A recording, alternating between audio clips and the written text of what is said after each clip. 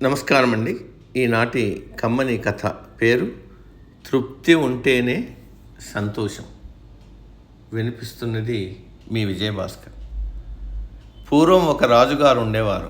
ఆయన ప్రతిరోజు నగర సంచారం చేసి ప్రజల కష్టసుఖాలను పరిశీలిస్తూ ఉండేవారు. ఆయనకు ఎక్కడ చూసినా ప్రజలు ఏదో విధమైన బాధలతోనో విచారంతోనో కనిపిస్తూ ఉండేవారు.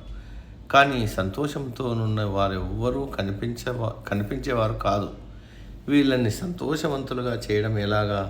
నా రాజ్యంలో ఒక్కడు సంతోషంగా ఉండే మనిషి లేడా అని ఎంతగానో బాధపడేవాడు. ఎప్పుడు ఆయన ఈ విషయాన్ని గురించి ఆలోచిస్తూ ఉండేవారు.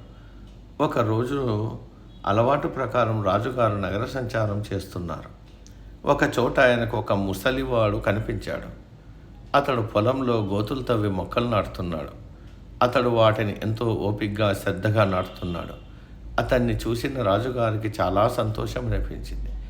రాజుగారు అతని వద్దకు వెళ్ళి, తాత, ఏమిటి పాతున్నావు అని అడిగారు. రాజుగారి ప్రశ్నకు జవాబుగా, అయ్యా, నేను ఈ మామిడి మొక్కలను పాతున్నాను అన్నాడు.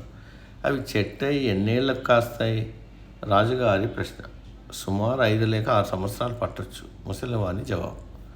తాత, నీకు వయసు ముదిరిపోయింది కదా, వీటి కాయలు తినడానికి నీవు మరొక 5 ఏళ్ళు జీవిస్తావా? మహారాజా, ఇవి నా కోసం కాదు, నా మనుమల కోసం నాటుతున్నాను. మా తాతలు పూర్వం ఇలా చెట్లను పాతబట్టే నేను ఇప్పుడు ఆ పండ్లను తింటున్నాను అన్నాడు.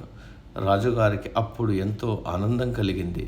కనీసం ఒక్కడైనా నా రాజ్యంలో సంతోషంగా ఉన్నాడు అనుకుని వెళ్ళిపోయాడు.